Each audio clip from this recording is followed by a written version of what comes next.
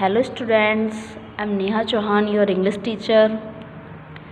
हम चैप्टर 8 की रीडिंग कर रहे थे, जिसमें हमने पेज नंबर 51 तक कंप्लीट कर ली थी रीडिंग। ओके, आज हम इसके आगे की रीडिंग करेंगे। ओके, हमने क्या पढ़ा था लास्ट वीडियो में कि 3 बॉय थे, जोंटी, बाबुल और धनई। वो हाथी पर बैठकर कहाँ गए थे? जंगल में गए थे। और अचानक से मौसम ख़राब हो जाता है, ऐसा लग रहा होता है जैसे कि आंधी आने वाली है। तो धनई कहता है कि हमें वापस चलना चाहिए, लेकिन जो दोनों जोंटी और बाबुल थे, जो ट्विंस थे, वो मना करते हैं कि नहीं, हमें एंजॉय करेंगे, ऐसे करके बोलते हैं। तो धनई क्या कहता है? I am not thinking of us, said Dhanai. Dhanai कहता है कि मैं अपने बारे में नहीं सोच रहा हूँ। आई एम थिंकिंग ऑफ मखोनी, जो हथनी उनके साथ गई थी, जिस पर बैठकर वो घूमने के लिए निकले थे, उसका नाम था मखोनी। तो मैं मखोनी के बारे में सोच रहा हूँ। You know sea sets all nervous in a storm. जब तूफान आता है तो ये नर्वस हो जाती है। She would not mind but lightning, लेकिन जब बिजली कड़कती है तो और भी ज़्यादा ये घबरा जाती है। That is one thing C is terribly afraid of. ये एक ऐसी चीज़ है जिससे बुरी तरह से डर जाती है मखोनी। जब बिजली कड़कती है तो वो डर जाती है। So they turn back but took a different shorter root.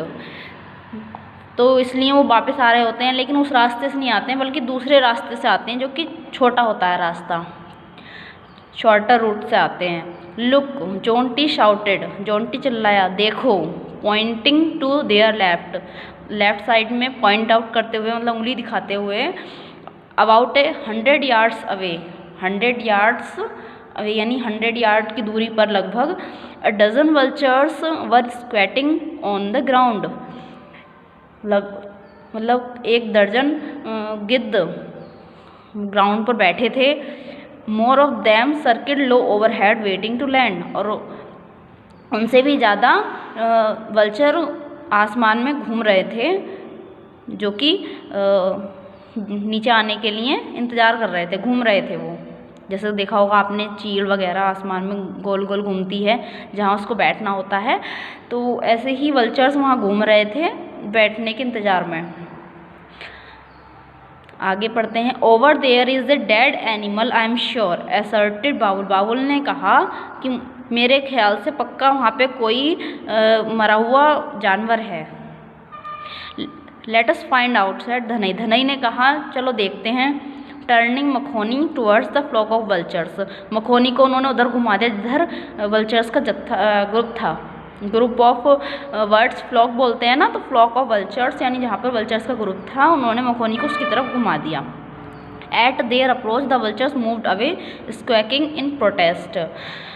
जब वहाँ पे वो पहुँचे तो वल्चर्स क्या थे, वहाँ से हट गए थे, वो चिल्लाते हुए वहाँ से आवाज़ निकाल रहे थे। जब वो वहाँ पहुँची तो डर गए थे वो। Makhoni went up to the pit and the boys gazed in horror at the bloody and battered body of a rhino. जब वो वहाँ पर पहुँचे गड्ढे के पास तो उन्होंने वहाँ पे क्या देखा? वो डर गए थे देखकर। इतना भयानक सीन था कि एक राइनो की बॉडी पड़ी हुई थी, जो कि पूरी तरह से खून से सनी हुई थी, ठीक है, और पूरी तरीके से उसके चीर फाड़ कर दी थी उन्होंने वल्चर्स ने। तो बहुत ही ज़्यादा डरावना सीन था जो उन्होंने देखा। The vulture had began their meal, और उन्होंने उसे अपना खाना बनाना शुरू कर दिया था। कि उन्होंने वल्चर्स ने खाना शुरू कर दिया था उसे। Pieces of loose flesh and torn skin lay around, और वहाँ पे मांस और उसकी स्किन फटी हुई वहाँ पड़ी थी उसके पास में। वो मखोनी, वो धनई कमेंडेड, धनई ने कमांड दी मखोनी को कि बैठने के लिए। एंड द एलिफेंट नेल्ड, और वो अपने घुटनों के बल बैठ गई। The boy jumped off her back and moved closer to the pit. Boy वहाँ से उसके कमर से पे बैठे थे, पीछे बैठे थे, तो उसके वहाँ से कूदे और वो कहाँ गए? उसके गड्ढे के पास चले गए, पास में। They started in silence at carcass the horn is gone, Dhanai was in grim.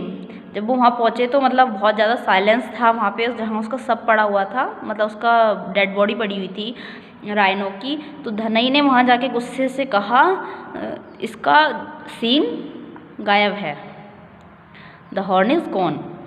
पाउचर्स मैंने बताया था शिकारी होते हैं। There is no time to lose, we must inform the forest authorities at once. अब हमें समय नहीं गंवाना चाहिए।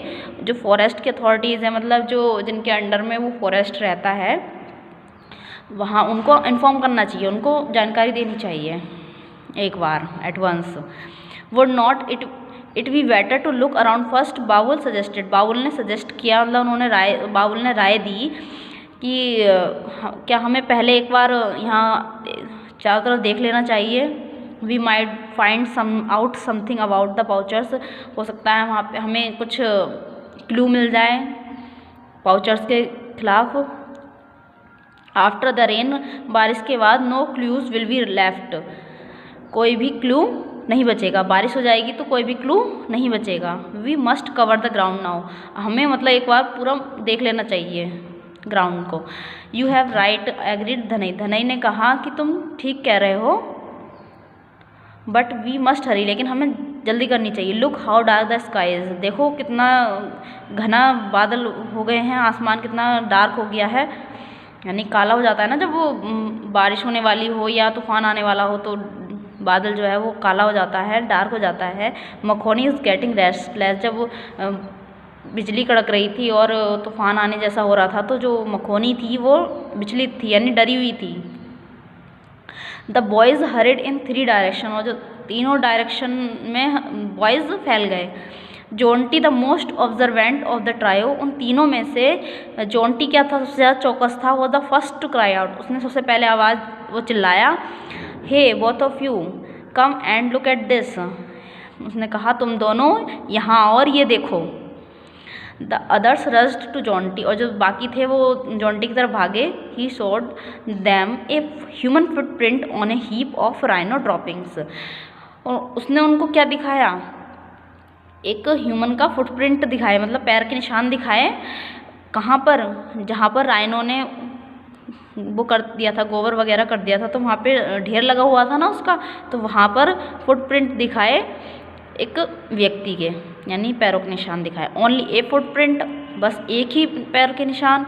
धनई's डिसअपॉइंटमेंट वॉज अपारेंट।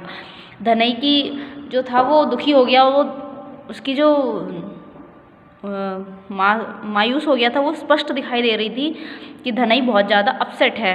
बस एक फुटप्रिंट, मतलब बस इससे हमें क्या मिलेगा। One of the gang must have stabbed on the droppings. उसने कहा कि ज़रूर यहाँ पे किसी गैंग का पैर उस पर रखा गया होगा, जो गोबर पड़ा था उसमें पैर रखा गया होगा। You can't identify and डिविजुअल by his footprint. हम उसको नहीं पहचान पाएंगे सिर्फ एक फुटप्रिंट से, ठीक है, उसके फुटप्रिंट से हम नहीं पहचान पाएंगे उसको। Look closely, Jonty pointed out. Jonty ने कहा ध्यान से देखो। It is the impression of A right foot. ये सीधे पैर का निशान है। डोंट यू सी, क्या तुमने नहीं देखा। The big toy is missing. पैर का जो बड़ा अंगूठा जो होता है वो गायब है, क्या तुमने इसे ध्यान से नहीं देखा। A sudden excitement gripped the other two. एक अचानक से उनमें एक एक्साइटमेंट आ गई, एक खुशी आ गई उनके दोनों को। Peering at the ground they moved on. तो उसके बाद उन्होंने क्या किया, ढूंढना शुरू किया और वहाँ से आगे देखते हुए वो चले। Jonty sharp eyes spotted 2 more prints of the same foot. Jonty बहुत ज़्यादा चौकस था उन तीनों में से, तो उसने और 2 प्रिंट देखे, और 2 पैरों के निशान देख लिए उसने। Whoever it was, जो भी था वो, had stepped on a pile of rhino's droppings and some of the stuff had stuck to the sole of his right foot।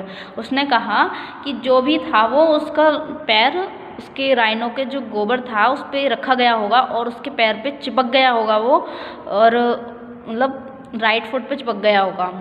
This had left an imprint on the hard earth as the man went forward. और जैसे ही वो आगे बढ़ा होगा तो ये पैरों के निशान उसके यहाँ पे रह गए होंगे।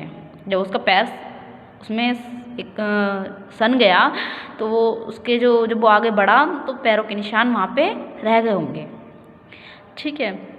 द 3 प्रिंट्स वर आइडेंटिकल, तीनों जो प्रिंट उन्हें मिले वो तीनों क्या थे, एक जैसे थे। In each of them the big toy was missing, और उनमें बिग टॉय था जो वो मिसिंग था। ठीक है। आगे की स्टोरी हम अपनी नेक्स्ट वीडियो में पढ़ेंगे। Okay students, thank you.